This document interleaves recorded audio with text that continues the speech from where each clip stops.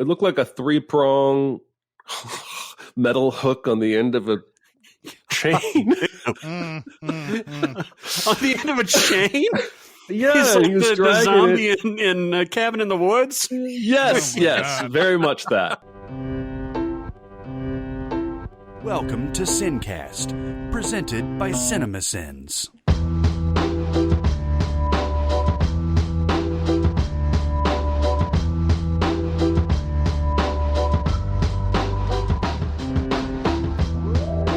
All right, everybody, welcome to the SinCast. This is Chris Atkinson from Cinemasins, joined as always by the voice of Cinemasins, Jeremy Scott. Yeah.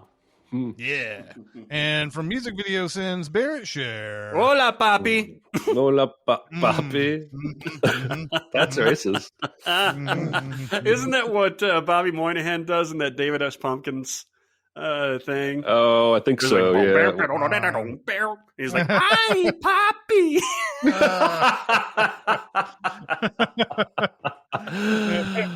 Oh, man. Man, it's been 7 days since we did a podcast, and I'm sure you guys got angry about something in those 7 days. I feel like I'm taking crazy pills! I'm as mad as hell! You've never seen me very upset. Lord Jesus! Lord Jesus! Been 1 week. It's been 1 week since you looked at me. Since you looked at me. I have 2 rants. I'll go quick. Can I go? Mhm. Can I go? I can't see your faces. I'm very interested to hear about this one that you wrote in the email. I'll start there. I have this neighbor. I think I've tweeted about this neighbor. He's, God bless him. He's ancient. He lives in this house way behind mine. His driveway goes right by my house. His driveway's like half a mile long. And whenever he's up mowing this strip of grass next to his driveway, he likes to stop and talk to my wife if she's outside gardening or just reading or what have you. And it's a little sometimes questionable to me, even though, he's probably just a lonely old dude. But he lives with like his kids, his grandkids, and his great-grandkids. I don't know how big this house is, but it must be massive. And he's just generally always mowing or digging around the driveway, or the way retired people are always just doing things, right? Mm-hmm. So I wake up a few days ago, and in my front yard, the only thing I can describe it as is a slaughtered turkey. Oh, Jesus. Now we get turkeys, wild turkeys, around here all the time. I greatly enjoy seeing them and yelling at them. But this is the first one that I have found mutilated. And I even spent some time, I think, asking you guys or somebody, what would kill a turkey? Like maybe a raccoon, maybe a badger. I don't know. Maybe a coyote, but I don't think maybe we get a large coyote. wooden badger. So I'm like, all right, here's the deal. I one time had a dead deer that was hit by a car up in the front of my yard near the street, and within a day and a half, the vultures and the nighttime creatures had eaten it all up, and it was gone. And I figured that's what's going to happen here, right? Vultures all over the place. I don't need to do anything with this dead bird. I'll just leave it there. And so, like, 3 hours later, I see old man neighbor with nothing better to do, standing in my yard, looking over this mutilated turkey. This And is I'm the beginning like, of a horror movie. I'm like, the fuck are you even doing? Like, well, how is this? Granted, some of the feathers trailed back over towards this guy's driveway. And I was like, this is a little nosy. No one's out there for me to talk to. You're definitely on my property. Now I'm saying this from inside. He can't hear me, but I'm like, get the fuck off my property. So the next I look, he's gone. And I'm like, all right, just a curious motherfucker. And I look back up a few minutes later, and the dude is out there with this long fucking murder hook. And he scoops the turkey up with this murder hook and drags it through my yard to my driveway, and then all the way down the rest of my driveway to the street, and plops it right there in the grass next to my mailbox. What? I'm like, who asked you, motherfucker? And who did you just help? This is such a fucking violation, man. And I guess he thinks he's helping. He's already assumed I'm too lazy to do anything about it, which granted, I was going to let the vultures take care of it, but that's not necessarily laziness if you understand that's their nature. job. Yeah. And, maybe there's this, I don't know, maybe there's an ordinance where if you find carcasses on your yard and put them by the street, like couches, people come and take them. I don't know. But I can tell you what happened the next morning. Half of that turkey was in my other neighbor's front yard, bloodied and all, and the other half was gone. So he dragged it there for no purpose. It served no purpose. Somebody came along and dragged that thing further into my other harmless neighbor's yard who didn't have anything to do with it and left it there by his driveway for him to drive by. And ultimately, 2 days after that, the vultures had rid it. And I'm just like, what was all this for, you nosy motherfucker? Yeah, I don't know. Huh. Anyway, that's curious. That whole thing is curious. Yeah. I realize some people have a lot of time on their hands, but don't make me put up no trespassing signs. I don't want to be that guy. What was the murder hook? Was it like what they used in Suspiria, the remake, where they were hanging that lady up and everything? Like, I didn't see it. It looked like a three-prong. It looked like a three-prong metal hook on the end of a chain. On the end of a chain? Yeah, he's like he was the zombie in Cabin in the Woods. Yes, God. very much that. Yes, you're going to find out one day that those children, great grandchildren, and grandchildren, great grandchildren aren't really his grandchildren or great grandchildren. There's going to be some other fucking thing that's it's going to be. It'll be something fucked up. It won't be normal. That's for sure. Oh my God. Stay out of my shit. Just get out of here. It's my dead turkey. It's on my land. Yeah. Capesies. I claim it. That's what I understand about it. It's totally not his business at all. Like, just no. If you want to have a dead turkey carcass on your yard, that's your fucking right. That's my right. Oh, Jesus. I don't have much of a rant, but I was one thing that's disturbing to me. I mean, I guess everybody runs into this when they watch YouTube videos, is that the algorithm is fucked up in many ways. But I think one thing about it that upsets me, or not upsets me, but it makes me go, oh man, this is how people go down rabbit holes they shouldn't, right? If you watch one video that has any kind of idea in it that you're like, yeah, maybe I kind of agree with this sort of philosophy on this one topic, then you start getting videos that are a little bit more online with it, it starts getting into areas where you're like, I don't believe in this kind of extremism at all. And everything. So, I watch a lot of like stand-up comedy clips and things like that. And Dave Chappelle recently has been, sort of railing against woke culture and all that. And I watched one of his videos, and then suddenly I was being suggested not only other Dave Chappelle videos, which is part of that algorithm thing, but other anti-woke things. No. And I'm not saying that it went to the extreme right away. It was just that there was a video here and there. Now, I know for a fact, if I went to these other videos, I would suddenly start seeing even more suggestions.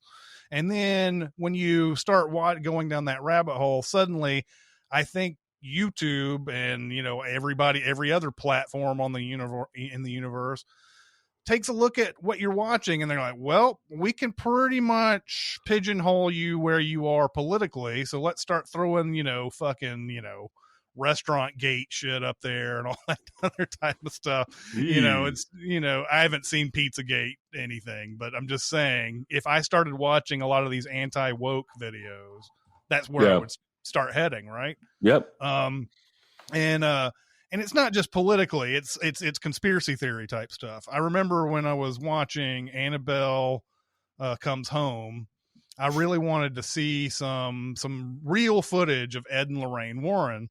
And there's a lot of like public access Ed and Lorraine Warren stuff on YouTube. And they talk about it's actually fascinating to watch these things, because Ed Warren is sitting there going, I challenge anybody to go to the Amityville house and disprove anything we saw there, and blah blah blah. And I'm like, oh God, disprove? How do you disprove? But after I watched like 2 or 3 of those Ed and Lorraine Warren videos, suddenly they were like, oh, so you like stuff about creepy shit, right? All right, well, here's some real stories from case files and stuff. I'm like, oh, okay, that's not too bad. I'll watch the case file shit. And then you watch the case file shit, and then suddenly you're starting to get just full blown conspiracy theory things suggested in your suggestions and everything. And I'm not, and for me, I'm there's a line I won't cross. Like there's a line, you put the line there. I'm like, okay, that video, it doesn't interest me. But I think about like how many people out there don't have that line, and they see, and they watch some videos that they kind of are into. And then the YouTube's like, well, you might like this. And they're like, yeah, I might like this. Definitely. And they watch that video. And then it starts just becoming this small, like just like becomes a snowball by the end of it, of you watching tons of conspiracy theory shit. This is easily going to happen through anything that you watch. So that's what I think I hate about the algorithm, is that while it is excellent at picking out content that you might like, and I'm going to say it's probably 90% of the stuff that it tries to suggest to you, the other 10% leads you down this other thing that I don't know what the solution is to that problem, because obviously YouTube is in the business to get lots of views, so they'll throw all these different things out there for you just in case you might watch all these things. So I can't blame them from a business standpoint, but man, I think they need to tighten this up somehow. I don't know how they do it, but it feels like it's a huge problem to me. That is a much bigger problem than where I would have gone with the topic. And so I respect you more now, and respect myself a little less.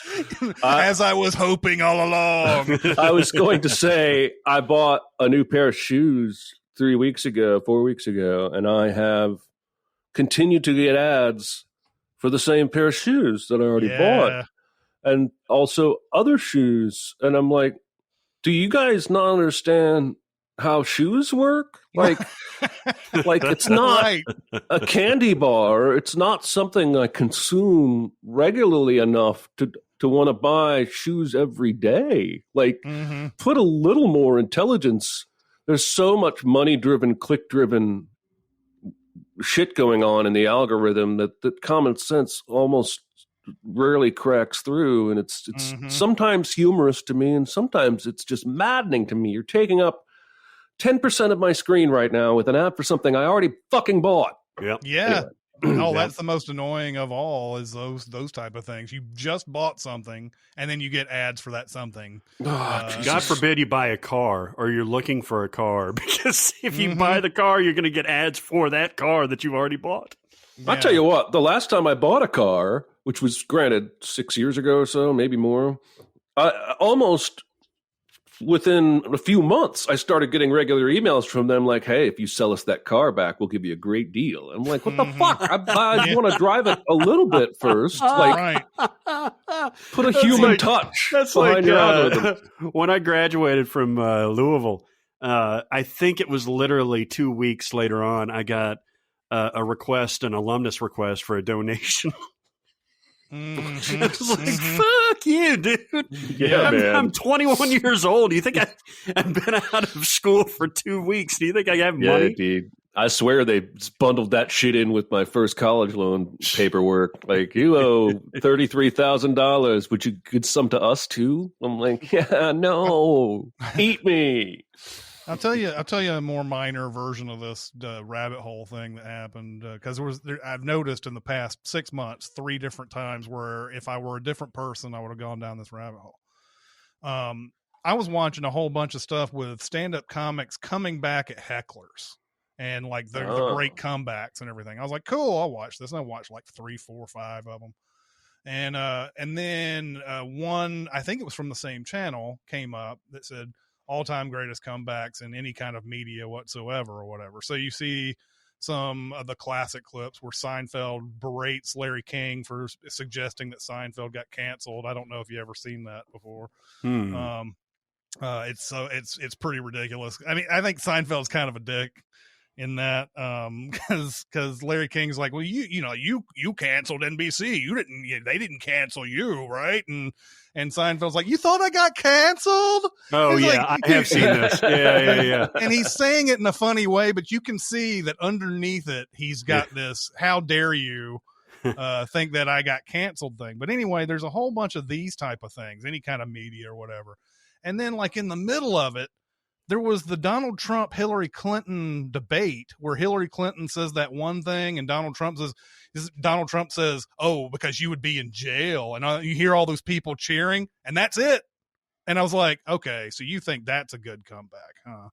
And you think that's awesome. And then there was another one where there was some other like right-wing guy that was on a news channel. And he said something really fucking stupid, but I was like, are you saying that's a good comeback? I can't figure it out. And I'm like, if I continue feeding the monkey there, it's going to be one of those things where like, it's just going to be, oh, so you like that, huh? All right. Well, how about these videos? How about this, QAnon shit that we have on here? Jesus Christ.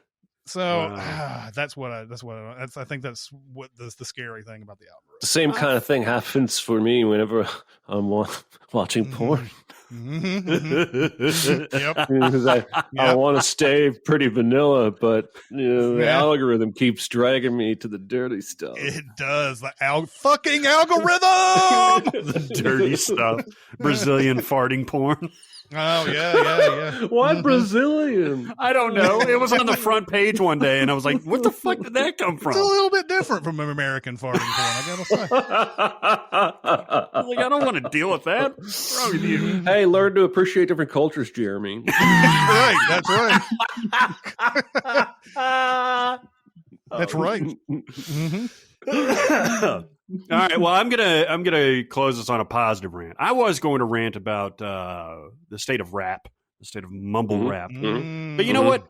I had a thought yesterday. Sunday, I was driving around a bunch. I had to do some errands. I had it on the FM station, the pop station, and I didn't change it for the entire time that I was out because the songs are really good. There was Harry Styles' Watermelon Sugar, which I really like. It's about the eating of the pussy. You've got you had BTS's Butter. You had Billie Eilish doing her Therefore I Am. You had Dua Lipa and DaBaby doing that Levitating song, which I absolutely adore. You had Olivia Rodrigo doing Good For You. You had all kinds of wonderful, wonderful pop songs on here. And I was like, man, we're kind of, I'll tell you what, Taylor Swift, the Cardigan. No. It was, what was the one that you like, Jeremy? Is it cool that I did? Delicate. That came on. I honestly think we may be living in a golden age of pop music. It's hard for anyone to say that, especially during the time.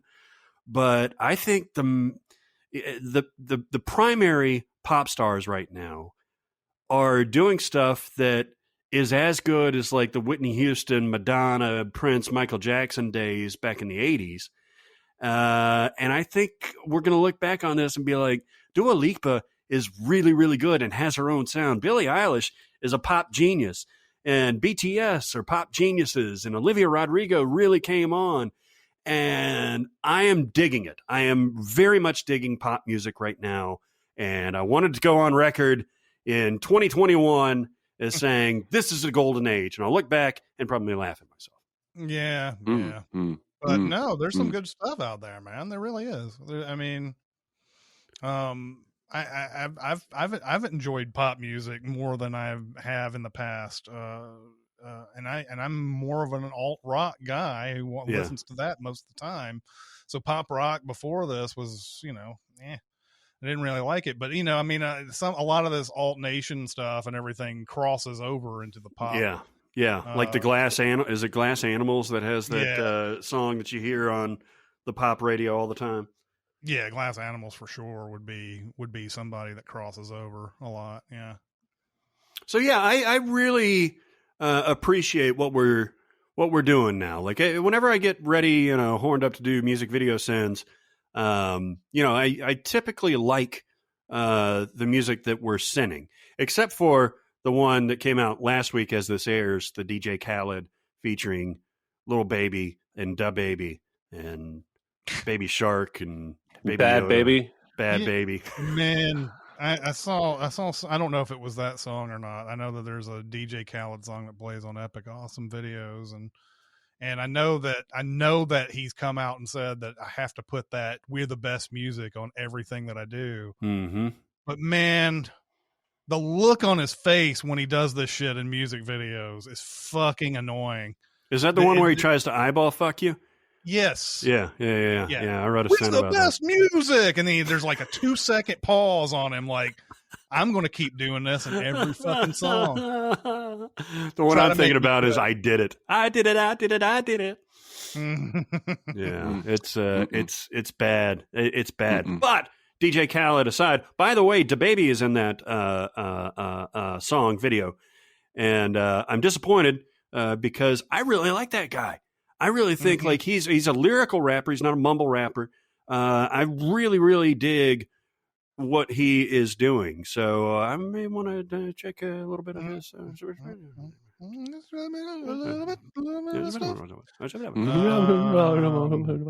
So our main topic today is, I went to the guys. I went to them and I said, hey, we've talked about music before in movies and everything, but how about we talk about moments? Not necessarily, hey, what's our favorite score or what's our favorite song ever or anything like that, but songs and score that just make that moment in the movie. And so this is, I mean, there's probably be some overlap over some things that we've done before, but I think this is a different kind of topic. Like, I think you can like a score a whole bunch and maybe there's not like anything that in the movie that really stands out. While I was sitting there thinking about this topic, I was thinking about Back to the Future, where I was like, I love the score to Back to the Future, but I don't think there's any moment in that movie that makes me go, where the score just makes me go, oh yeah, that's what accented that scene so much. And I could just be forgetting something. But, I don't know, man. When he gets the DeLorean running and it's got dun, dun, dun, dun, dun, dun, dun, dun, dun, dun, dun, dun, Alan Silvestri, I think it is. It is. I dig it. But I mean, it's good. I'm just saying you could put any kind of exciting music on that, and it would be fine, probably. I don't know if this is how you guys thought about it, but like putting, you can't really replace the thing that's in this movie moment to make it. And if you put anything else in this movie moment, it would change it a lot. So I agree with you. There are moments where the score in Back to the Future accentuates things, but it's not like it pulls me through in some way where it's just like, oh, that's just a moment right there that I really love. Anyway, so what are some moments that you guys came up with that really make that movie moment sing? I have one. Oh, okay. I have my favorite one. So today I have for you Adam Driver Two Ways. But my first one is one of my all-time favorite moments of the 2019 movie season in Marriage Story.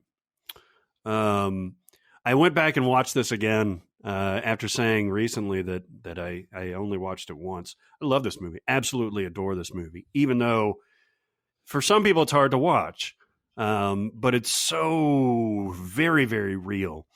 And Scarlett Johansson is terrific.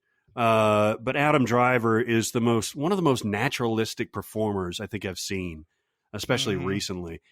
He's so authentic, even if you don't like his character. And you have many reasons not to like his character in Marriage Story. He's pretentious. He cheated on his wife.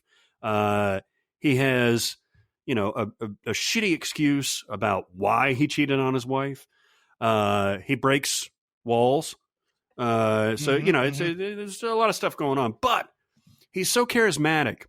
And towards the end of the movie, there's a scene at a restaurant/bar where he's with his theater company and they're getting drinks, and he's kind of moping, kind of telling them what's going on. Like, my ex has taken my couch. I don't have a couch anymore, that kind of thing.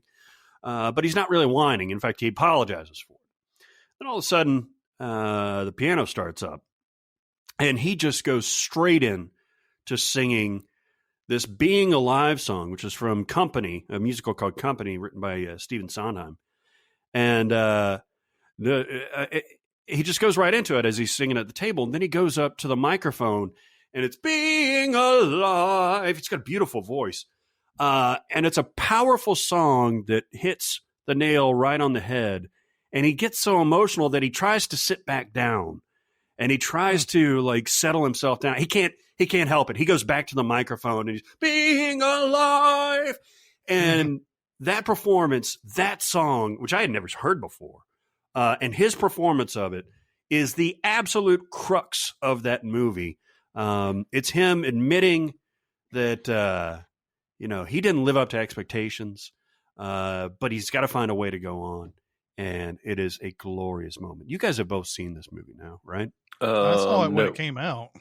Oh, yeah. Yeah.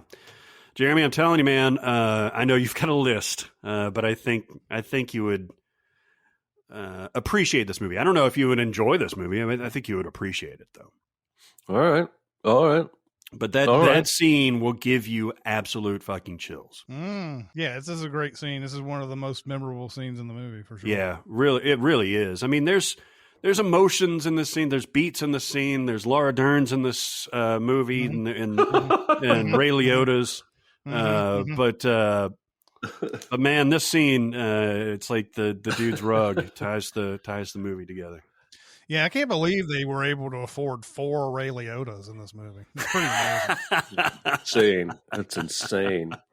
It's also the scene that a very misunderstood incident happened with Fresh Air, the NPR show, when Terry Gross was interviewing Adam Driver, and she played him that song, that performance, and that's when he got up and left, because he can't.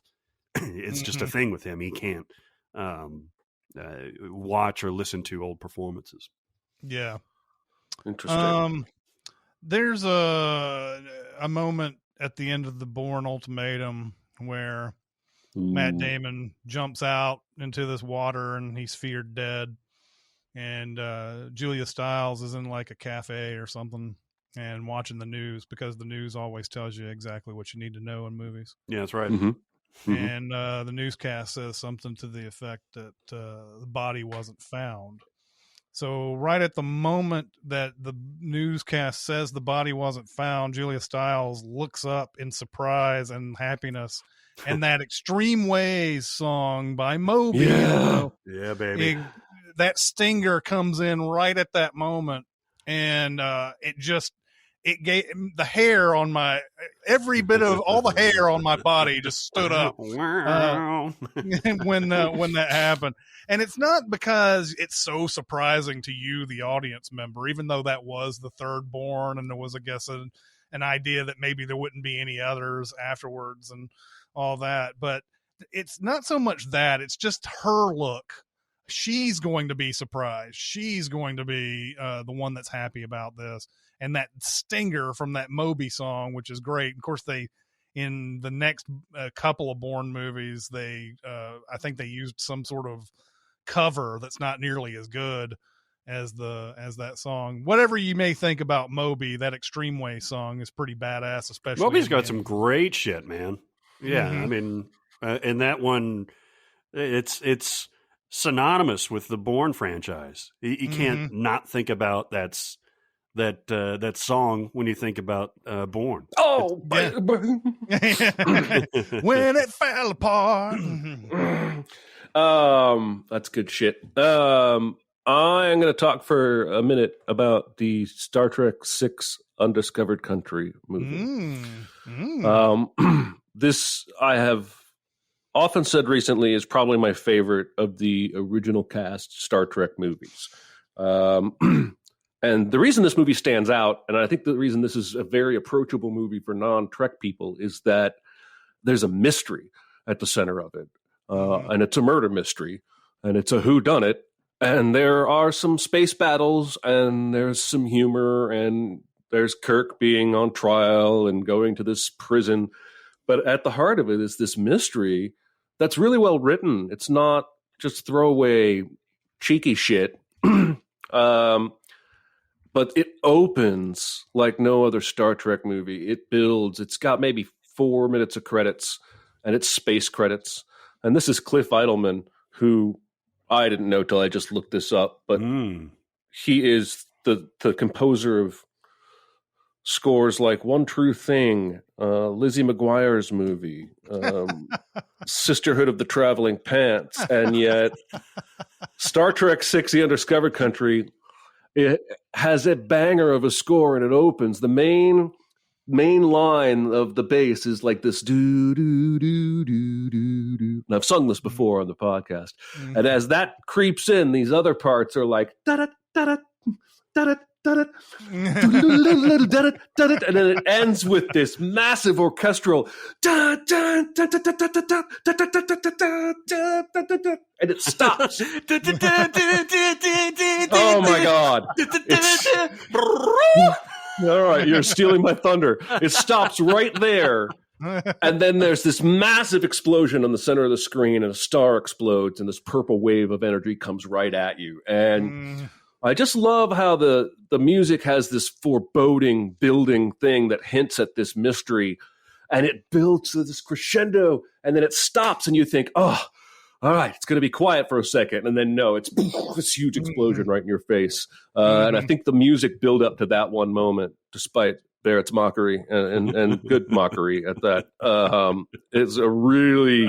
it really accentuates the start of that movie in a bunch of different ways. I love the shit out of it. Did Goldsmith do all the other ones until that one? I'm sorry? I think so. Did Jerry Goldsmith do all of them until 6? I think so. He may have died before 6. He was around until like he was 2000s. Yeah, he was, because he was supposed to he was actually going to conduct the National Symphony for his music, and I had tickets to go see it, and he died like a week before I was supposed to go. It's like, dick. Wow. Dick. That's mean, man. Very mean. Yeah, so my favorite, one of my favorite musical moments, well, actually there's a few of them in Lost in Translation. Chris, I think, has talked about it before. There's that wonderful scene when Bill Murray's at the strip club and Scarlett Johansson goes to pick him up, and it's the Peaches song. He's like, "Suck in on my titties like you want it, gonna be." And that's fantastic because it's perfect. But the karaoke scene is this could be a heart of the movie type of thing. It's beautiful. Because you've seen Scarlett Johansson's character be mopey and be searching and be, kind of deferential to her husband. But when she gets on stage to do Brass in Pocket by the Pretenders, where it's like, gonna use my eye, gonna use my leg. And you could see her personality coming out and her confidence coming out. And it's just fantastic. And she's she's got that pink wig on. She's pointing at Bill Murray's character and everything. And you see why people fall in love with this woman for more than how beautiful she is. And then it's followed up with, as the party is kind of winding down, Bill Murray's character doing Roxy Music's More Than This. I think it's Roxy Music, isn't it? Mm. Huh? More Than This? I think that's right. Yeah, it's Roxy Music. It's More Than This. And the way he sings it, man, is just, Bill Murray has always been kind of a crooner, whether it's, in SNL, where it's like Star Wars, something with Star Wars. But the way he does More Than This is almost just like, I don't mean to be too ethereal, but like a prayer. It's just like, more than this. Just very, very, very calm and beautiful. And he's staring right at Scarlett Johansson when he sings this. And that is absolutely the crux of the movie for me. And I cannot imagine any other songs being in that scene. Mm-hmm. Yeah. James Horner did the Star Trek scores for Wrath of Khan and Search for Spock. That's who we were probably trying to Jimmy Horns. So Goldsmith did the first couple? No, I'm not sure. Some Leonard guy did the fourth one. I'm not sure. God, I thought Goldsmith was the guy. I thought he was Trek. too. Maybe he just did the he definitely did series. First Contact, Star Trek Insurrection, Star Trek First Contact, Star Trek Nemesis. He did all the Next Generation cast. He was apparently the conductor, uncredited, on Star Trek the Motion Picture. I don't know what it was. Oh, and he did Star Trek V, The Final Frontier. So, yeah, he did do a lot of Star Trek. Yeah, so he did one of the main themes, I'm pretty sure. Like one of the, like maybe the TV series. Well, if he did, that motion picture has the theme of that one is what became the Next Generation TV show's theme. So he may have written that. Okay.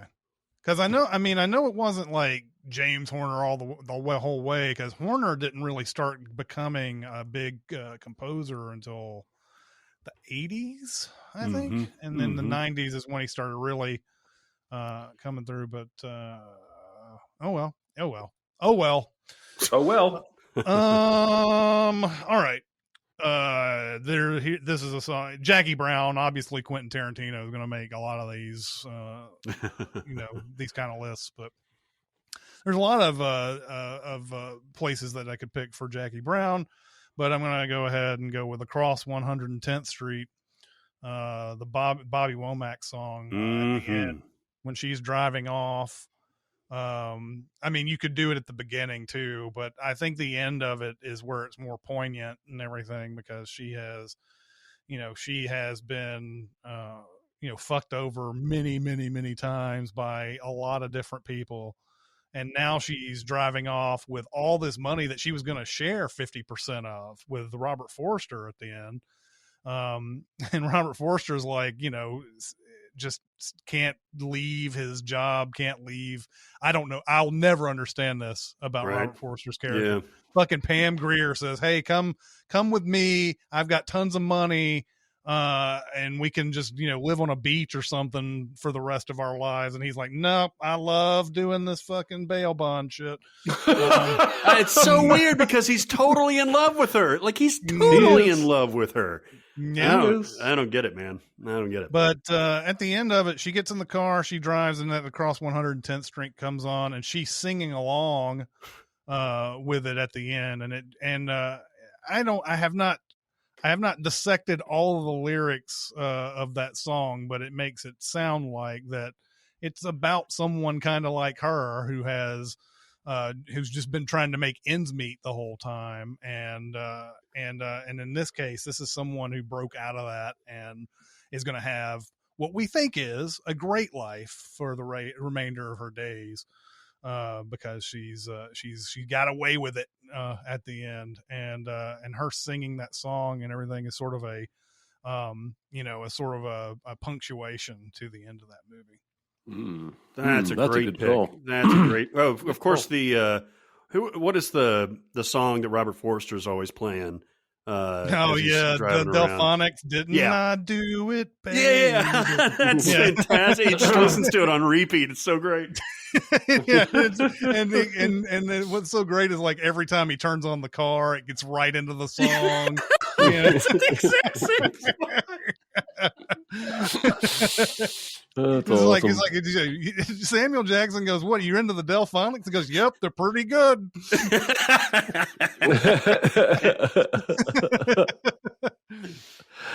I'm gonna go off script, and I'm gonna go with a moment in Almost Famous. And this is a moment, basically, of the band's greatest conflict, where the T-shirts have come in, and everybody except the lead singer is blurry, and so. Or no, everybody except the lead guitar player is blurry. The lead singer is Jason Lee.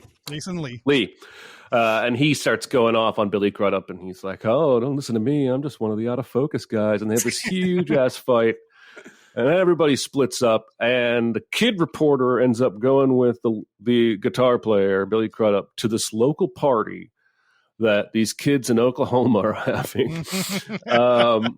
And there's a lot of great beats in here. Where you want to see me feed a mouse to my snake? Yes. Yes. I'm a golden god jumping off the rooftop. He does a lot of drugs, gets wasted. I'm on drugs. And in the morning, they find out where he is. I assume the kid called him, and the tour bus shows up, and the manager, who's the best friend, comes in, and he's like, "We're going to get on the bus. We're going to finish the tour. And we're going to have a great story to tell." And they get on the bus, and everybody's just pissed and exhausted and hungover. And fucking Elton John's Tiny Dancer comes on. And this scene speaks to the magic of music, I think. The right timing, the right singability of a song, the right popularity across genres, so that even these up-and-coming Led Zeppelin wannabe rock stars would still belt out an Elton John tune. And it starts with one person, and then another person starts singing along. And by the end, everyone is singing and smiling, and no one has said a word to each other about forgiveness, but it's all there, hanging in the air. And you know that healing has happened over the group singing of a pop song. It's just one of the most beautiful scenes in any movie. But it's everything about that choice, then the way that that's shot, that moment just fucking sings, dude. What makes it even better is that it's not someone just at the very beginning starting to sing the song. It's just kind of in the middle somewhere of that. That thing where it's the drummer or somebody just starts going, "Looking back," you know? And then it becomes contagious for everybody else to sing it. That is a great moment. That every time I see it, I know what's coming. I know it. The only thing about that, that's another one where the hair stands up on all of my arms and everything especially when they're all singing together. But I'm always pissed off at how quickly he cuts that shit off. I guess it's because they have I guess it's because of the rights of the song, maybe, or they just need to get on with it because it is a fairly long movie as it is. But there's a point where you're like, "Oh my God, let's go through this whole thing," and then it's him. It cuts to the Kate exterior Hudson. shot, right, of the bus. Well, it's him and Kate Hudson talking about, "I need to go home," and she goes, "You are home." Yeah. And that's the end of the sing along at that point. But I love that scene so much. Isn't it Jason Lee that's the last holdout? Like everybody else is singing, and he's like, "No, man." Yeah, and I then think so. when the chorus kicks, they're like, "Oh, how it feels so real." Yeah. And he's like, "Hold me closer, Tiny Dan." It's him and Crudup are the last two, I think, that finally break and sing. So good. Yeah, that's good shit. I love it. Here's something that you don't usually hear on this here podcast. I'm going to praise Zack Snyder. Oh, all right. Here's the thing, man. There's a lot being said about. Everybody knows. Sorry. There's a lot that's said about his penchant for nailing opening titles, opening credits. Yep. People mention that with Army of the Dead. That is the high point of that movie. Is the opening titles. It's all fucking downhill from there, man. But isn't it really the blowjob that's the high point of that movie? I haven't even seen the movie, but it's all I can ever be told about it. Blowjob and then titles and then just turn it off. Just turn it off after that. Yeah, there's an inciting incident of a roadhead blowjob thing. Roadhead. I love how we have to distinguish between a regular blowjob and roadhead. Look, they're different. It's different. Like Ajoin goes. That's right. It's the fear of getting caught. Yeah. Anyway, what Zack Snyder? What did he do awesomely? Well, speaking of roadhead, hang on one second. Okay. One of my favorite openings to The Sopranos ever is I forget which episode it is, but it opens on Tony driving, and he's like, and you're like, what the fuck is going on? And then you see one of the girls from Bada Bing or whatever it is, like pop up, and she's wiping her mouth. Yeah. Sorry. Anyway, the opening titles. Now, it's not the opening of the movie because there's a whole thing with the comedian and everything, but the opening titles to the movie version of Watchmen is absolutely glorious. Now, is it slow motion? Yes. Is it a little overwrought? Sure. But it presents this alternate history in such a way that it shocks you. And it's scored to Bob Dylan's "The Times They Are a Changin'," and it's not cheesy to me. You see, like, the death of the comedian and the retirement of Silk Sonic or Evil Owl, or what's her name? Silk Sonic and Evil Owl. Silk Spectre, the first one. I don't remember all the names.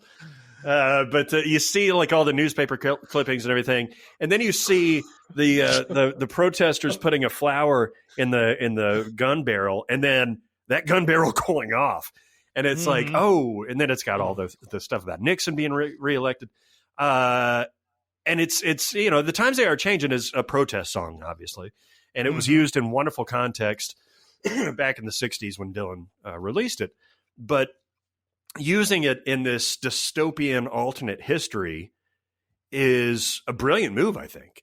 I absolutely love that opening sequence. We've talked about Watchmen before. I don't hate it, but I don't love it. And I do appreciate that opening sequence, and I think that song makes it indelible. Yeah, that's a highlight of that movie for sure. I've come around on Watchmen over the years. When I first watched it, I think I was where you are now, Barrett. And now if you just give it more tries, you will definitely be where I'm at, which is higher than you.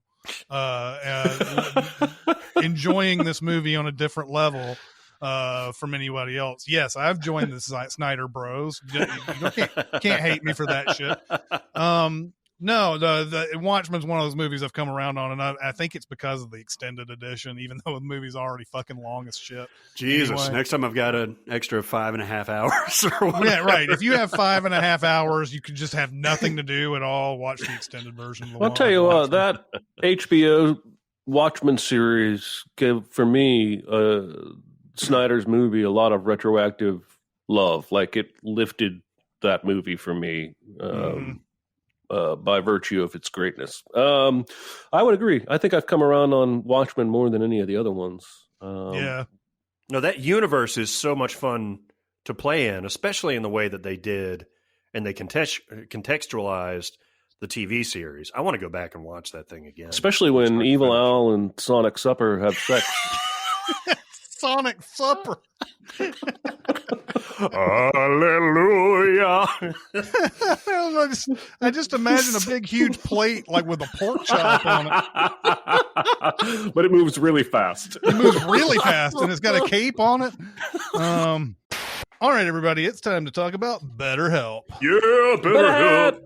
BetterHelp. You guys have heard us talk about this before.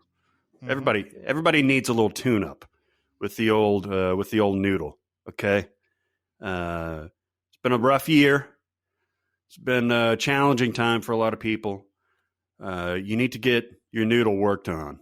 Okay, go to BetterHelp.com/SinCast, and you're on your way. Okay, BetterHelp is an online counseling service with licensed professional counselors ready to get matched with you within 24 hours of you signing up. All you do is you go to BetterHelp.com/SinCast.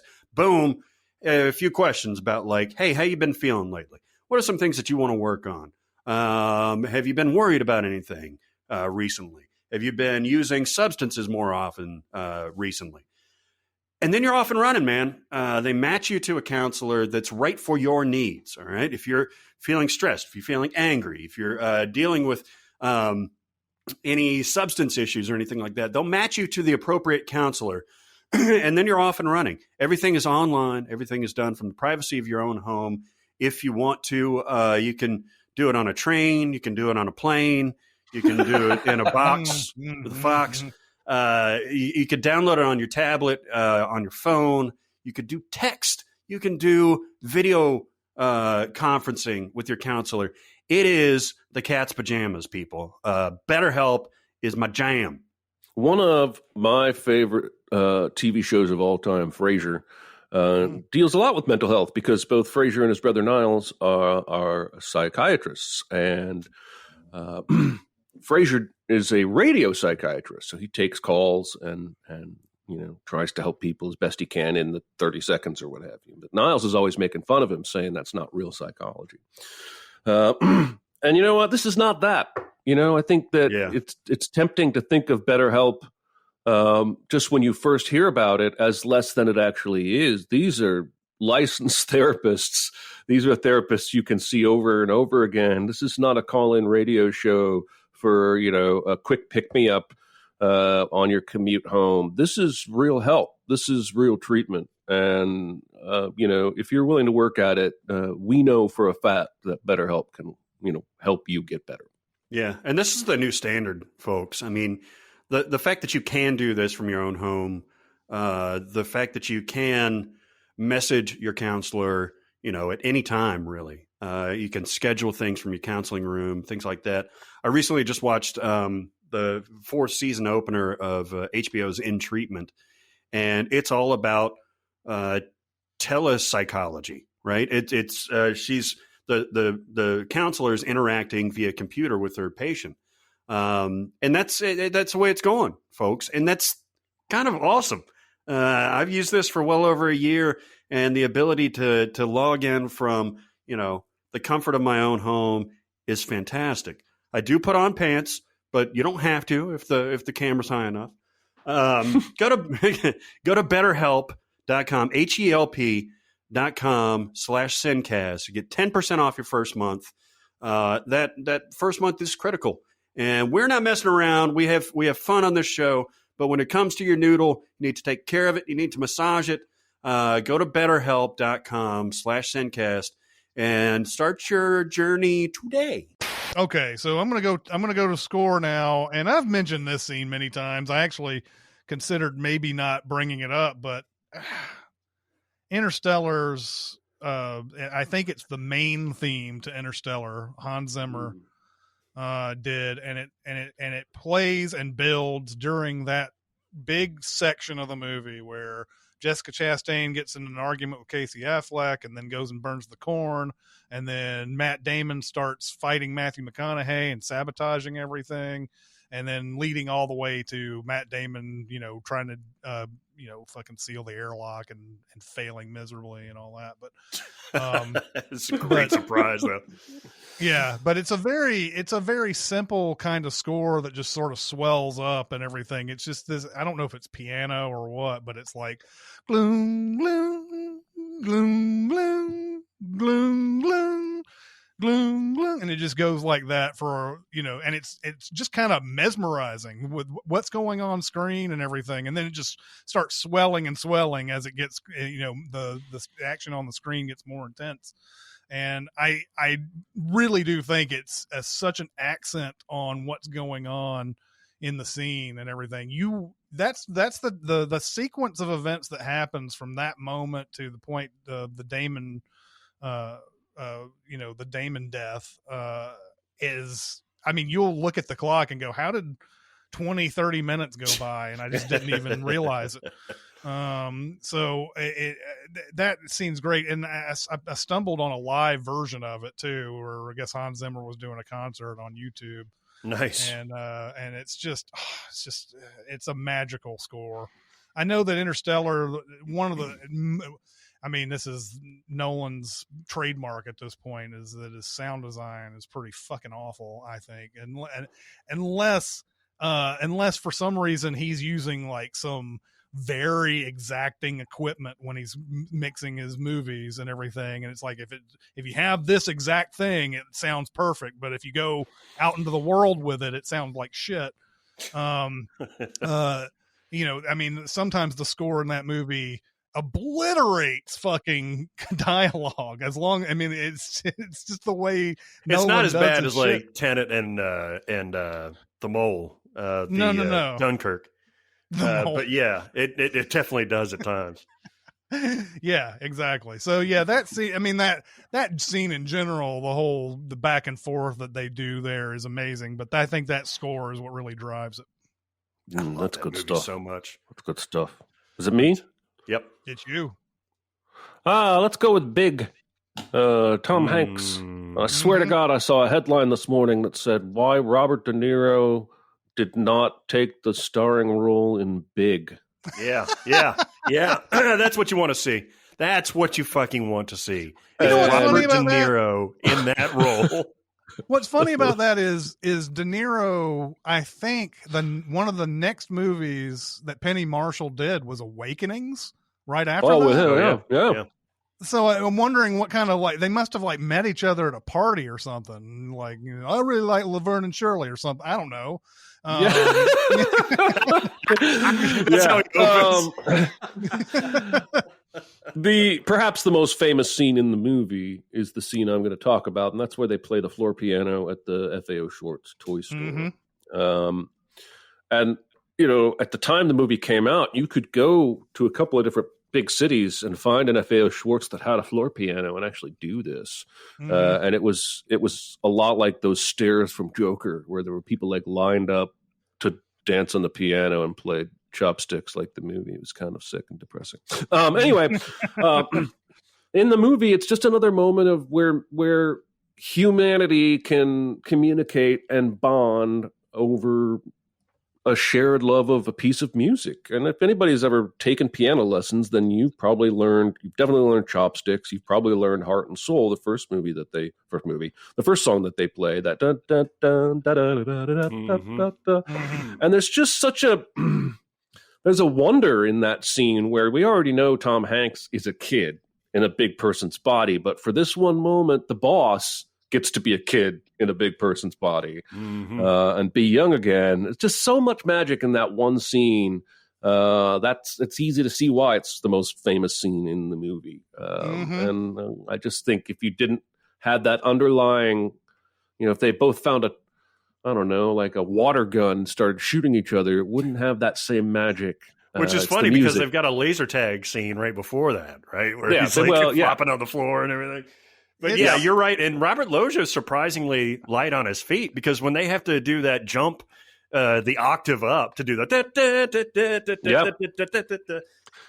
it's perfectly in sync and it's framed beautifully. I love that scene. Let's also not forget that scene epitomizes what it is to move up in the corporate world, because this motherfucker he's like a male person or some shit, and he goes into the FAO Schwartz and runs into Robert Loggia, and then they have a little piano fucking duet together, and suddenly he's goddamn in the corporate office. Yeah. No wonder John Hurt is so angry. Yeah, no kidding. I think we pointed that out in the Sins videos. We did. He's a dickhead, but he ain't wrong. He really isn't. It's insane that this fucker just suddenly gets all the power after a fucking piano duet. Jesus. Oh, We can go a few more rounds, right? I'm having a lot of fun with this. Sure. yeah, I think so. Okay. I'm torn between my Adam Driver or the next one. Okay, I'm going to do the next one. And it's cheesy and it's kind of a cliche. But man, and I watched this again probably for the 6th, 7th time, Avengers Endgame the other night. And I swear to get now, I have been on record and I continue to not really like this movie. It's very rewatchable, but I don't like it. I don't like the time heist. I don't like Big Thor. I don't like a lot of this stuff. Okay, but Jesus Christ, when after the On Your Left thing, where Sam comes out and T'Challa comes out, everybody comes out.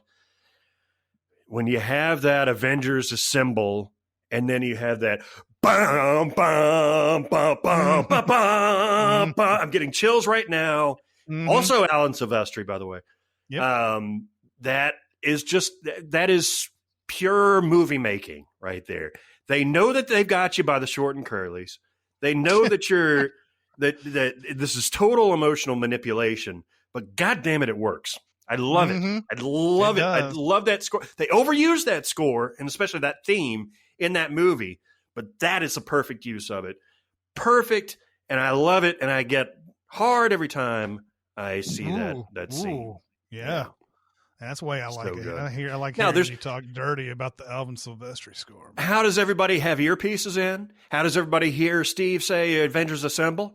I don't know. I don't care. It's just magical. I think it's assumed. I think everybody knows that's what he's saying, you know. Like, well, I guess so, because on cue everybody goes, "Roar!" Right.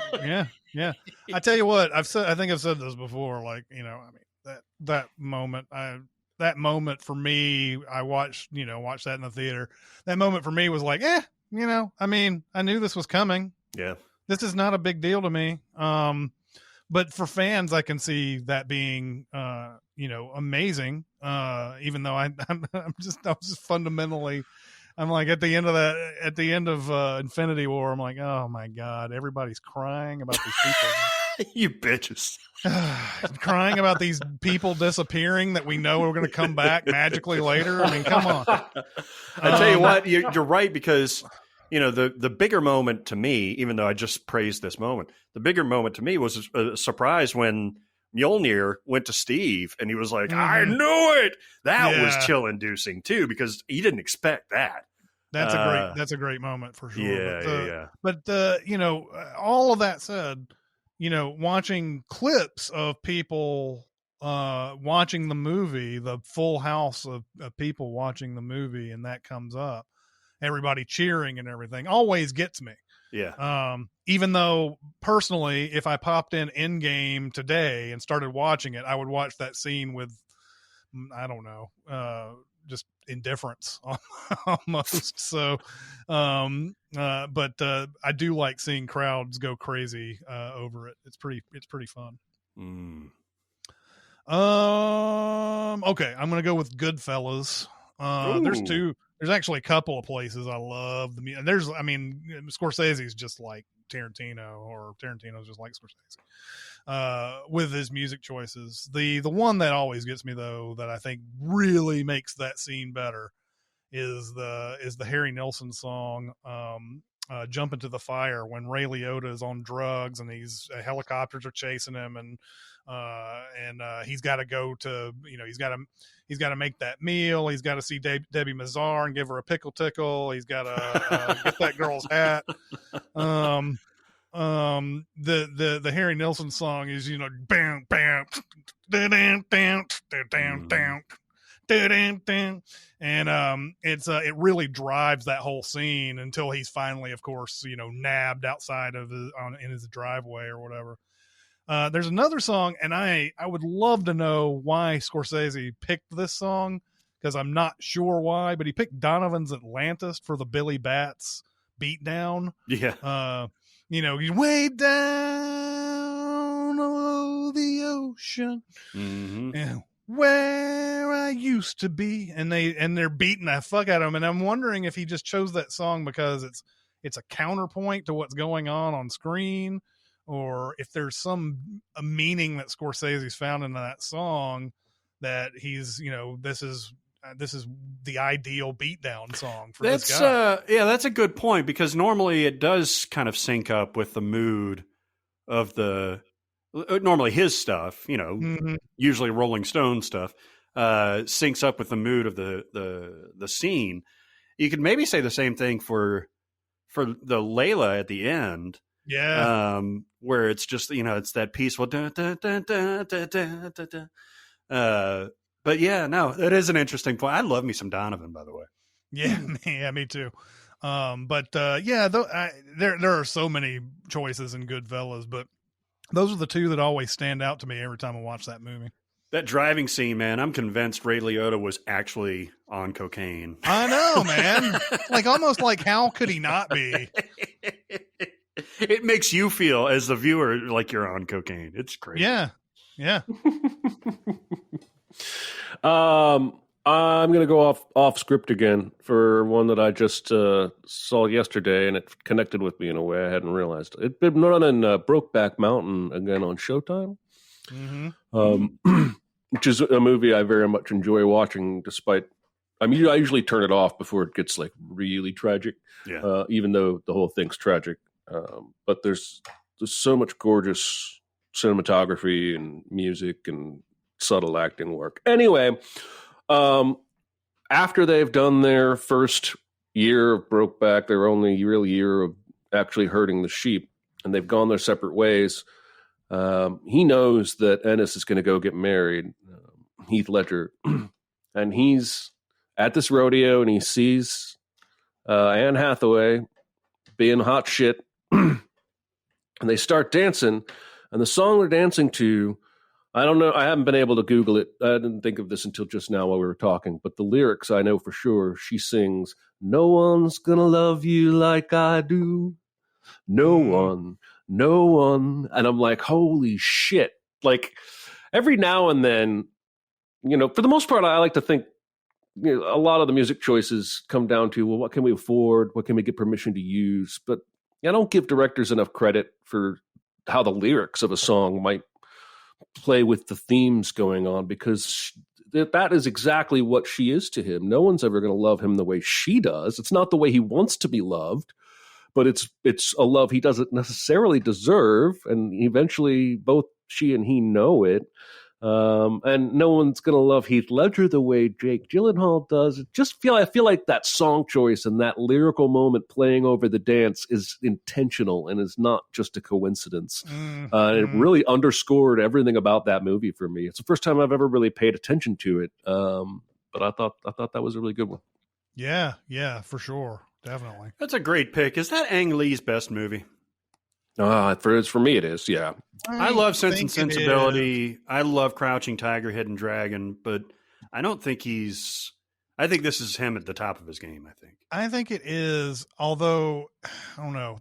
Sense and Sensibility and the Ice Storm is in there too. Ice Storm is great. Yeah. Crouching Tiger, Hidden Dragon holds up so well too. It's really, really good.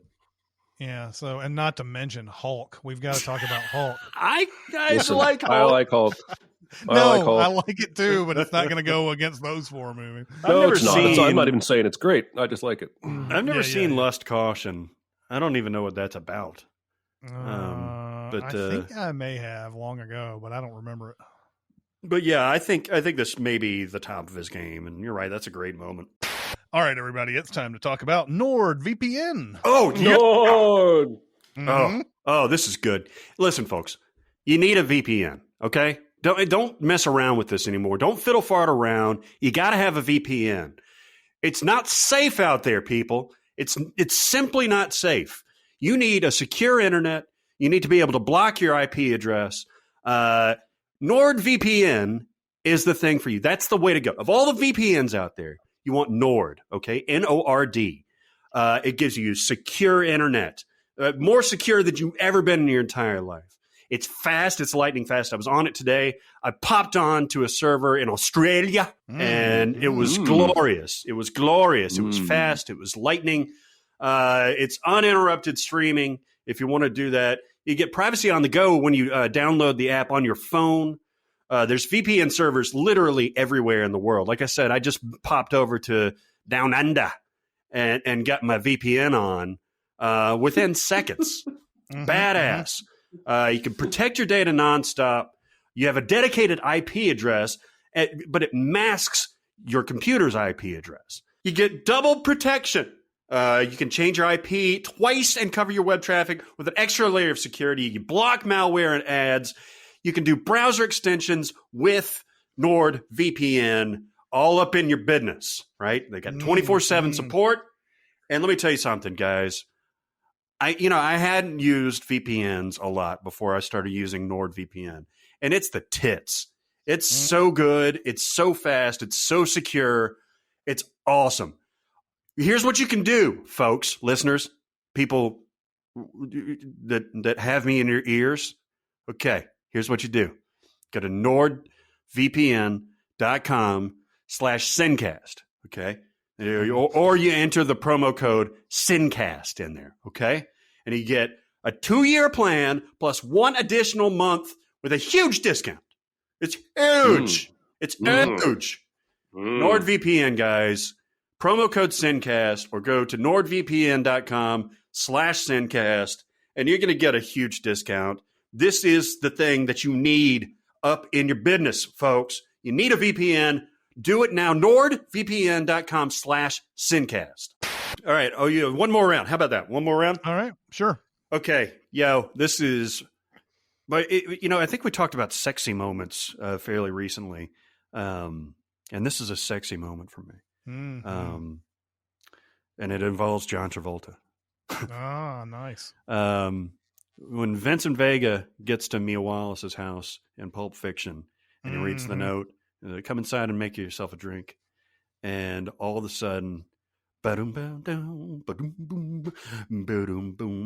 Dusty Springfield Son of a Preacher Man comes on. Yeah.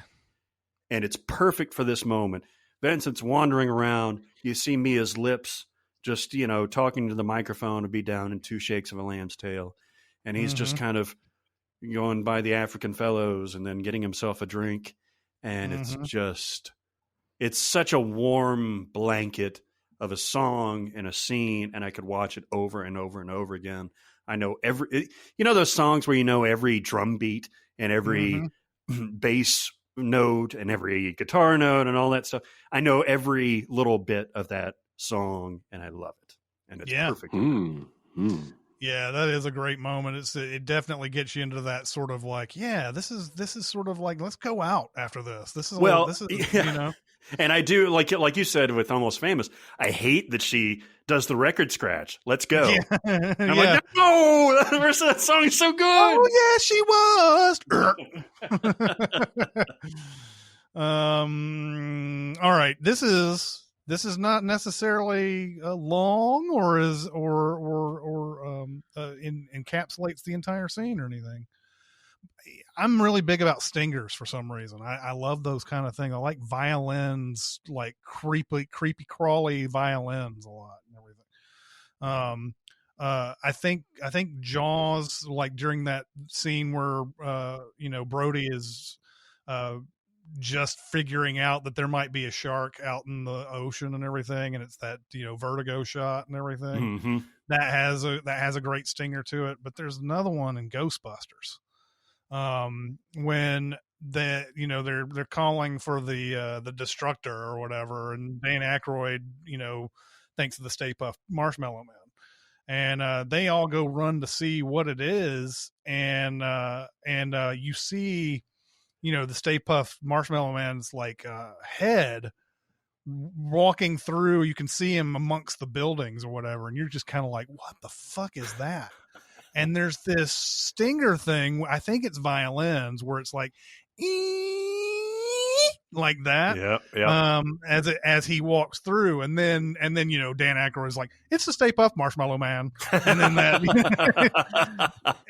the music is the music accompanying his stomp around Manhattan and everything is great too. Elmer Bernstein, who did probably every comedy movie that you love from the 80s. Oh, he's so good. He's so good. He really is. You know, but it's that stinger, man. It's something about it. That whole scene is shot so well. It could fit like in a horror movie. And it's a, you know, it's definitely a comedy. They're definitely going to have comic relief immediately when they show something like this. But the way that shot is just is great, and that little stinger really helps it out. Very good. You think that counts, or did I cheat? No, that's No, perfect. that's good. That's good. I mean, there's a million of those. That score is indelible to that whole thing, and the score is, but also the soundtrack, man. Like the cleaning up the town is so perfect.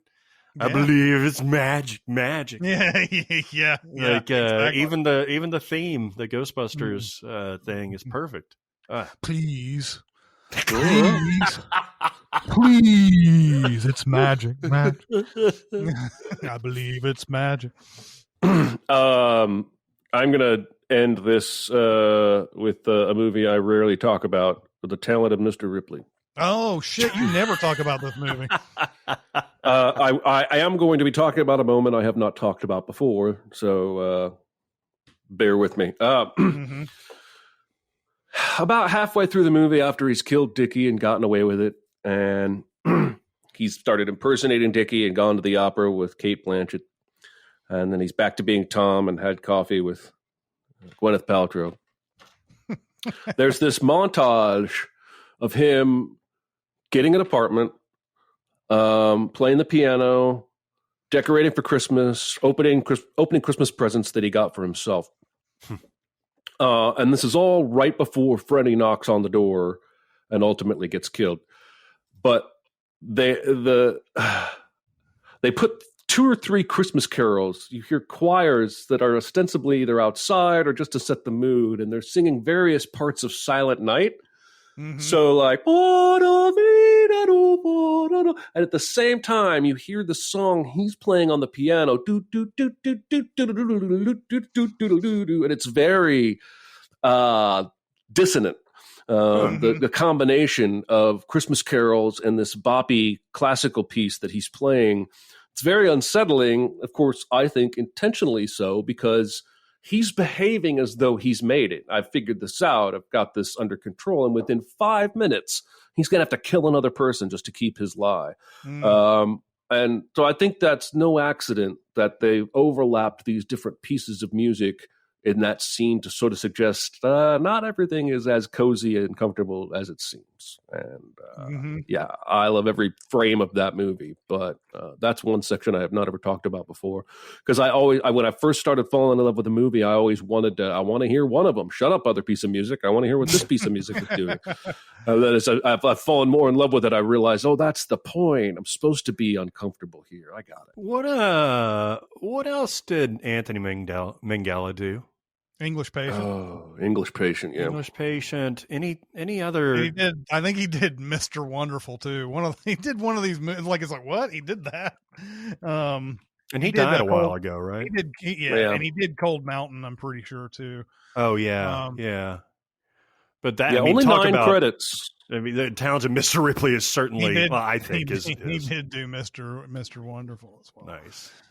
He did a movie called Truly Madly Deeply, which I think is something that was a big deal back in 1990, but I never saw it because it's got Alan Rickman in it and everything. But yeah, he's got. I mean, you're right. Talented Mr. Ripley is just absolutely brilliant from start to finish, and I think a lot of it is the mood and the setting and the direction and things like that. So I think he hit his nadir there. There's a piece of score that they play throughout, which is during the How's the Peeping and everything, that I've grown very fond of. Because we've heard that many times. I've just heard it a million times, but the thing is, the movie itself does that score over and over and over again too. But that cling, cling, cling, cling, cling. Tommy. How's the peeping? Does anybody have any recommends and warns? No. Totes amazeballs. They're great. It won the Academy Award. Oh, for what? For best movie ever made. Hey, I got questions? one. I got one. Mm-hmm. Oh, another David S. Pumpkins reference. Yep. Okay. 2001, this movie comes out called America's Sweethearts.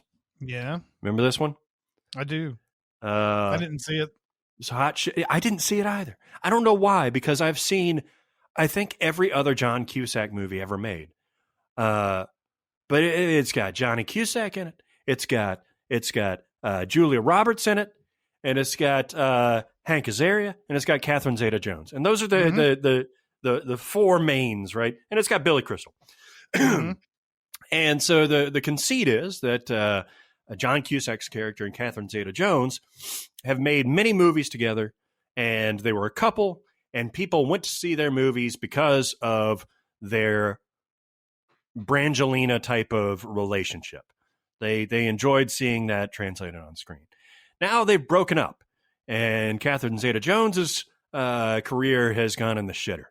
And John Cusack freaked out and went to some sort of hippie commune to heal himself. My God. This movie. All I had heard about this movie was that it's hot shit. Like bad hot shit, not like hot shit. And so I've never watched it. It's got like a 32% on Rotten Tomatoes. Just anyway.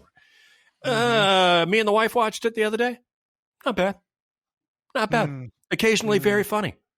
It's got not only Billy Crystal, who's really doing his best Billy Crystalisms. It's got Christopher Walken as the mercurial director. It's got Stanley Tucci, the Tooch, in there. The cons for this movie is that it's a collage of every John Cusack movie ever made. You've got John Cusack in The Rain. You've got John Cusack pining over the lost love of Catherine Zeta-Jones, shades of High Fidelity. You've got Alan Arkin as a therapist giving him advice. Which I was like, the fuck, dude? Like, I mean, how on the nose can he get? And you've got him acting kind of his regular John Cusack way, but it's also kind of funny, and Julia Roberts and him get together and everything. The problem is they have zero chemistry together. Catherine Zeta-Jones and John Cusack have chemistry together, but he loves Julia Roberts, which, you know, how could you not? But there are times in this that I think it's fun. The pro of this, by the way, is the inside movie business. They're doing a press junket for their next movie, and Billy Crystal has to make that happen. So they do a junket, or as Hank Azaria's Spanish character says, a hunket. He calls it a hunket. I'm going to this hunket. Because he's Spanish and he speaks weird. You see they go through this run of all the different interviewers, but much like what happened yesterday with Rennie Harlan. Like they're like, hey, good morning, Utah. And like, here's from New Mexico. And this is LA. This is ET. And it's this collage of everything. And you can see John Cusack's character is just like, I'm going to start fucking with these people because I'm saying the same thing over and over and over again. So there's a little bit of inside baseball stuff there that I appreciate. It's not as bad as you may think, but yeah, that's it. No, this is a movie that I was warned against many times back in 2001, and I put it in the same category as Serendipity, as another movie that I was given a lot of warnings about. Although Serendipity has become the go-to romantic movie, like over the years, like it seems like everybody loves it somehow. But wasn't that the same year? Movie? Yeah, I don't. It may have been. I don't know. That was 2001, wasn't it? Fuck that movie. Sure. I don't remember. So you don't like America's Sweethearts? I take it, Jeremy. I'm talking about Serendipity. I saw America's Sweethearts once in theaters, and I hated it so much I've never gone back, but maybe I need to give it another look. It's adorable. It's not anything groundbreaking, but it's an easy watch. And sometimes you know what's not adorable? What? Raya and the Last Dragon. Yeah. Oh, really? This is the new Disney shit, right? Yes. And I know Dicer likes it. Apologies, Dicer. And it's got like a 70 something on IMDb. 7 something. I don't fucking know. Most people seem to like it. This movie bored the fuck out of me. It bored the fuck out of my wife. I started making sin jokes, and I turned to her and I said, "I'm sorry, I'll stop." And she said, "No, I don't like it. You can keep going." And did you already write half a script for it? That's pretty bad when my wife doesn't want me to shut up when we're watching a movie. It's just, first of all, none of the humor works for me. We've got Awkwafina playing a wacky dragon doing, somebody told her to do the genie from Aladdin, but with the smokiest Awkwafina voice she could possibly muster. Mm-hmm. And not a single joke of hers lands for me. Not one. She's not funny in this movie. It's not maybe her fault. Maybe it's the script. It just felt like very paint by numbers. We don't have to put much thought into these characters. We just put these characters in the situation. So there's a big brutish guy with one eye who doesn't have a big vocabulary and just wants to fight. There's a little con artist baby with a band of monkeys that pickpocket. Nobody ever bothers explaining why a baby can also do ninja stunts. The baby just does ninja stunts and then cuckoos, and you're supposed to laugh at it and enjoy it. The movie opens with what is a very cool looking animated sequence. I'll give it that. But it's an 8-minute exposition dump. And then it opens on Raya doing this Indiana Jones-esque temple break-in. And everything they told me in that exposition is told to me in the next 10 minutes again. Naturally in conversation. So the whole first 8 minutes are unnecessary. There's this message about being family again. Basically in the time of dragons, they all split. And they used to be one land and one people, and now they're all fractured. And we need the dragon magic to make us stop hating each other again. What is the obsession, by the way, with dragons they were together once, and now there's every dragon movie and anything with dragons involves this. They were separated. They need to find their family again, or there's only one left. Yeah. What is the deal? I don't know. What's the deal with dragons? What's the deal with dragons? I was absolutely uncharmed by this. It was highly predictable, and its attempts at laughter did not make me laugh. And I was disappointed because, as my wife and I both said, I felt like it had promise. I felt like it had a decent idea at its heart, but it couldn't decide if it wanted to veer into Wreck-It Ralph jokey territory or if it wanted to veer into slightly more serious Beauty and the Beast or Mulan type territory. And it ends up trying to do both and doesn't stick the landing on any of it for me. So there you go. Everybody who loved it, you're right and I'm wrong. Sorry. But I am the last one. This movie. There you go. I'm the last one. Was this available on Disney Plus, or did you have to pay for it? It was, but we waited. We didn't want to pay for it. Thank goodness we didn't. But it has now become available on Disney Plus. All right. Well, I'll avoid that. There you go. That's everybody seems to like it but us. But I can't recommend it to the audience because I didn't enjoy it at all. No. So I have to warn it.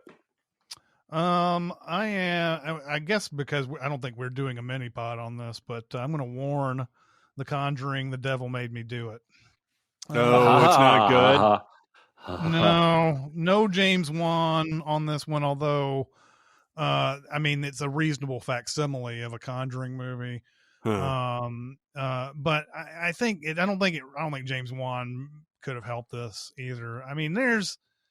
This is getting decent to positive reviews. Yeah. I don't know why. I really don't. I give up sometimes on why people like certain things like this. This is the same demon movie we've seen every other fucking time in the last 15 years. It's always the same shit. Yes, there's just the slightest bit of a wrinkle to it. But I just every time I watch one of these, I'm like, oh, so the is the demon? We always try to figure out, is the demon just fucking with them? What is the deal? Yeah. With all of this, why is it when they seem like they're completely possessed, they can be totally fine for, days or weeks afterwards? What's the deal with demons? Yeah, exactly. But in this one, the story is it starts off with this little kid who's possessed, and Ed and Lorraine Warren have been called out there because, they get rid of that shit. Ed and Lorraine Warren, news gets around fast. There's an exorcism. The priest is there. And in one of those moments where you're just like, what? I don't even know what the fuck I just saw. This kid's brother I don't know if it's a brother, but it's somebody that lives in their house or whatever.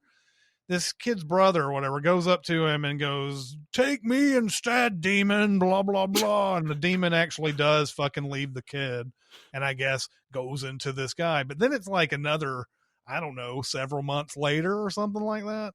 And then suddenly, he starts seeing all these visions. He sees his girlfriend dancing with this guy that he works with, and he starts getting jealous or some shit, and ends up stabbing this guy like 20 times or something like that. And you see this in the trailer where he's walking down the street and the cop pulls over, and he's like, he's got blood all over him, and he's like, I think I hurt somebody. Ed and Lorraine Warren are like, basically they tell the lawyer, they tell this dude's lawyer, like, we need to defend this guy by saying there's really a devil, and that we will present evidence. And the lawyer's like, you have proven this to your church, but you can't prove this in a court of law, which is a lot of the things that we were talking about in the Exorcism of Emily Rose. Yeah, it sounds very similar, actually. Right. And there's this, I hate this. I'm sure it gets great big laughs when people watch this, but Ed and Lorraine Warren are like, come to our house. I'll show you Annabelle. And then we'll see if you want to do this or not. So you think, oh, they're going to take her and Annabelle's going to do some fucked up shit. And the lawyer's going to be like, oh, okay, I see now there's really demons. But instead of doing that, they cut straight to the courtroom, and the lawyer is like got this look on her face, like, oh my God, the horrors that I've seen. And I'm sure it gets great big laughs, but it makes no fucking sense. Did they really take her to the house and then like let Annabelle out of the fucking cage? She's running around doing demon shit. Yeah, was there a whole movie we didn't see here where the lawyer's being chased around? She's chasing around the house, and then she's like, "Okay, I get it already. Uncle, put her up." And so yeah, that's the whole thing. Like, Ed and Lorraine are trying to figure out, because they find a case that has similar I guess similar things that happened in another case in some other place that's also in wherever they're living. I think it's like Massachusetts or something. And there's a whole big thing where Lorraine goes out to a murder site that these cops are like trying to trick her. She says that she has psychic abilities, and they do a lot of things to test her, but of course she always comes up with the right answer, and because she's magic or whatever.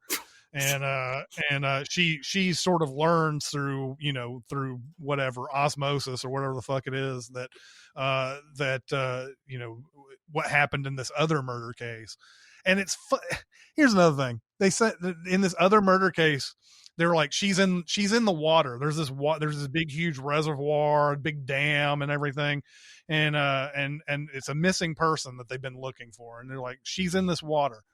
And so, like, the next scene, the cop comes up to her and goes, "We dragged that thing twice and never found her. And it took a lot to get the third time or whatever. But I'm glad that you came along so that we could find this person." I'm like, what? 2 drags? You couldn't find this fucking person? Like, just, and the third one was magic. I guess that could happen, but God damn it. It's just one of those things where you're just like, fuck you, movie. And so, yeah, they're just trying to find evidence. Meanwhile, whoever's responsible for the demoning that's in this movie is fucking with Ed and Lorraine, and they have to deal with it. And, you know, it culminates in this, you know, run around this underground passageways that Rambo made in the last Rambo movie. and The crossover event. Yeah, it's the crossover event that you've been waiting for.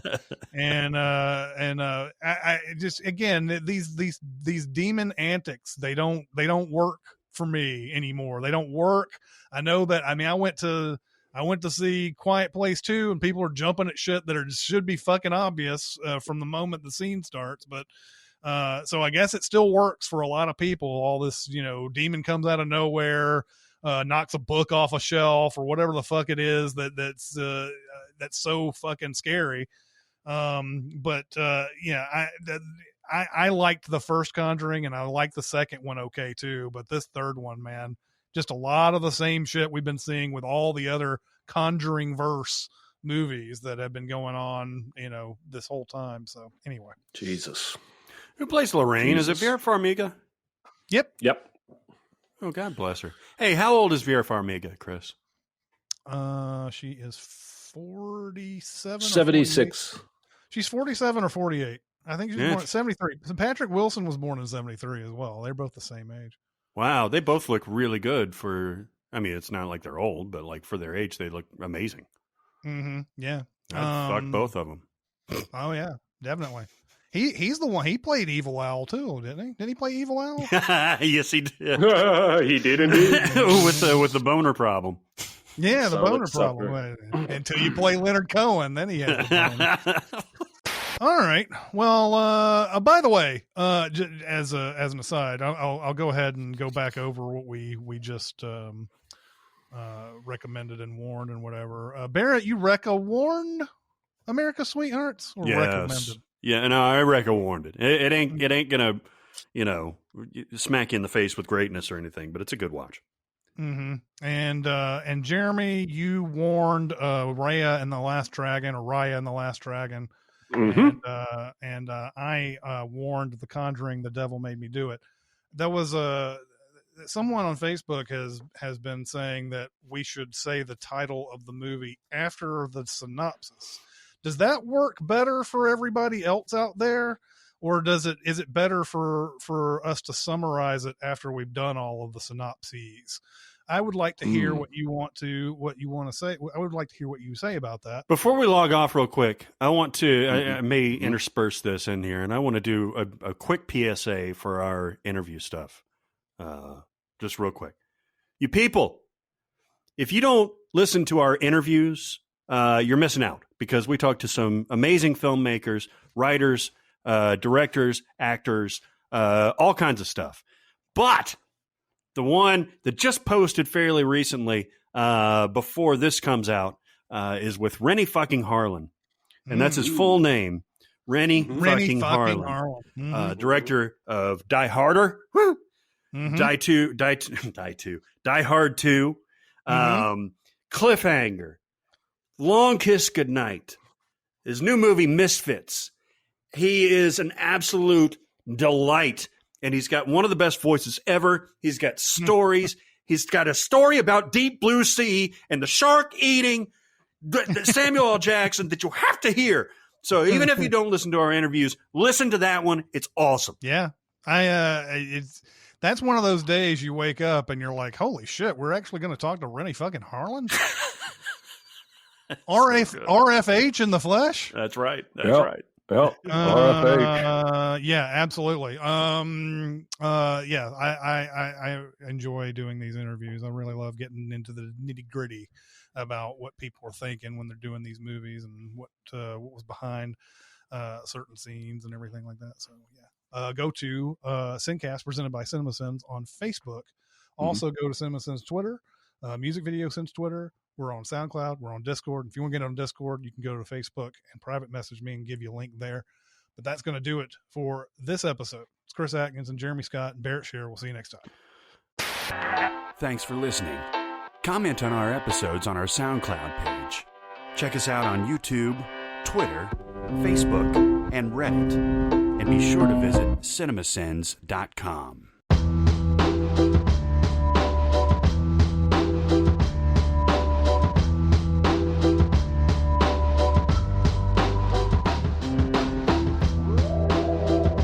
Hang on. Did I say double penetration? You sure did. I was going to ask about that. It's double protection. Might need to correct that. Yeah. I actually wrote a note. Ask Barrett about DP because I heard you say double penetration. There's no question in my mind. Yep.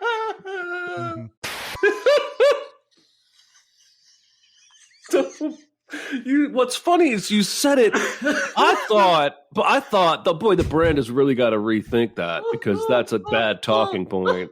And then you realize you read it. Yeah, but I thought he read it so confidently. It was like just came right out. It's very weird to see you guys as Harry and the Hendersons. That's right. I watched that movie a disturbing amount of times in my youth. Did they make a show? I need to make I need to have a band name just called Harry and just end it. It'd be metal as fuck. They're like, and the what? And the what? The what? What's in the box? We used to play John Josh and Lithgow. Was in Harry and the Hendersons. Yeah. Josh and I and our friend Andrew used to play acoustic shows, and we called our band A Rascal. And then we always had to explain to people. They're like, "What does that mean?" It's like, no, just a singular. The three of us only make up one singular rascal. Just A Rascal. Band names that you have to explain are probably bad names. hey, we were huge in Belgium. That's true. Belgium. Nice. It's like the Oneaters. Yes. The Oneaters. As in, I wonder whatever happened to the Oneaters. Yeah. I live in my heart, Matt Damon. Oh my God! I wish it was some oral history of Bourne Supremacy or Ultimatum. I have to find it now. I gotta send you that performance of Cream because he stops every once in a while because it's got that call and response thing. He's like, "You're so fine, everything you do." There was a guy at Page High School. We'd sit down for lunch. I think we were like freshmen at the time, and he was like, I don't know, junior, senior, or something like that. Sit down at the end of the table, and he would, I don't know what he was putting his mayonnaise on or whatever, but every time he took out the mayonnaise and started like putting it on, he was like, "Cream, get on time, cream."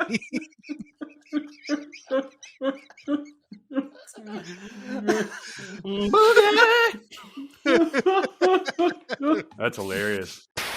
I think Brian has the deepest voice I've ever heard in my entire life. He does. Pretty deep. Until Rennie Harlan. Oh my God, Rennie Harlan. God, he sounded like he was sub-audible at sometimes. Yeah, man. Rennie Harlan. Was not expecting that voice at all. It like rumbles your soul. Yeah, man. Oh my God. Plus he's got that delightful Finnish accent. Mm-hmm. I'll sit on a subwoofer with him talking anytime. That's right. Jeremy, I hate that you missed that, man. That was I can't wait to listen to it. It sounds awesome. That's a semi-reference to Private Parts, where Howard Stern makes a girl get off by doing some real deep voices into the microphone. And she calls in saying, "I have trouble having orgasms or whatever." It's like, "Oh, I know exactly the thing, and I can do this for you. I want you to find Yeah, find a subwoofer in your house, and then I will talk directly. I will make you come. And so she sits on the subwoofer, and he just starts doing all this.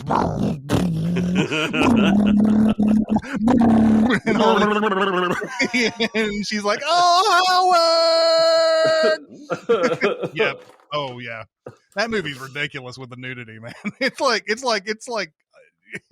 any woman that shows up on screen except for Mary McCormick's getting naked. Yeah.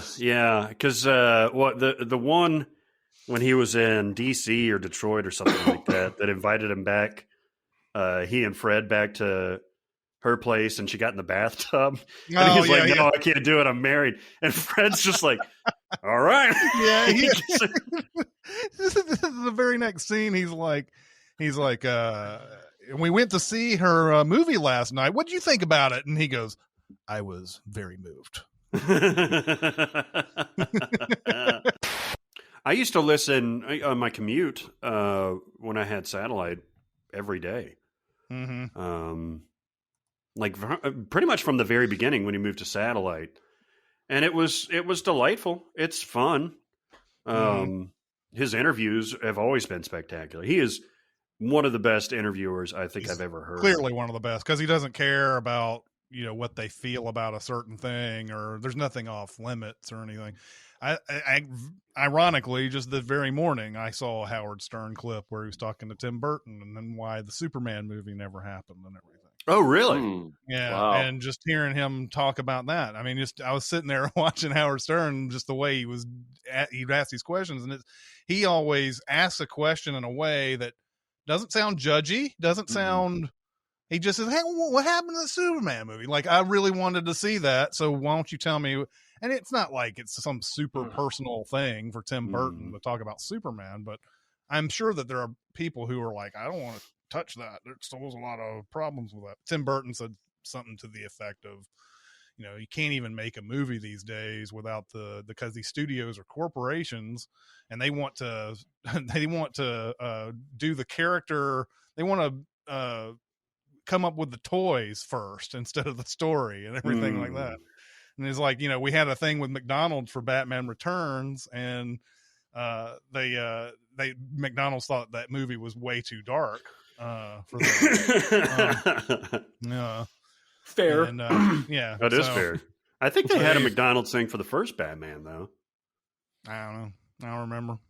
They had something like one of the fast food things. I kind of miss that. You remember when they gave, was it Burger King that had the Nightmare Before Christmas watches? When that movie came out? I never got into I just all that, so I don't remember. I'm just a sucker for those custom. They were plastic, so bad for the environment. But they used to do custom, 32-ounce large drink cups for like Demolition Man at Taco Bell, and I used to drink iced tea out of those cups all the time at home, and so I collected all these different movies. And before that, when I was a kid, you could collect like 4 glass Star Wars cups at McDonald's or Muppets glasses. They used to have some really cool shit. I don't still think have them anymore. Demolition Man glasses. Oh God, no, I don't have any of that shit. That'd be fucking great, though. That would be rad if I did. They're really probably on wish I eBay did. for $300 a piece. Now. No shit. The Nightmare Before Christmas watches are pretty expensive to get now. They were free with a Happy Meal or whatever it was, whatever the Burger King version of a Happy Meal is. Yeah, the problem now is if they did anything like that, they would have like melees in the store. Like, have you seen what Target had to stop selling those fucking Pokemon trading cards because they had riots in the store, people like fighting over new packs, and that's what would happen. That's why we don't have that anymore. This is why we can't have nice things. Yes, they've realized they're smarter than we are. I thought, boy, he's really getting right into it, man. He's not wasting any time today. That's awesome. Met Ali. He said, "I'm the greatest." I got the fever for a flavor of a. Well, if I fucking know that. I don't know that song. Crowd, please. Something about please. That's George and Wheezy. Yeah. Let's move up like George and Wednesday.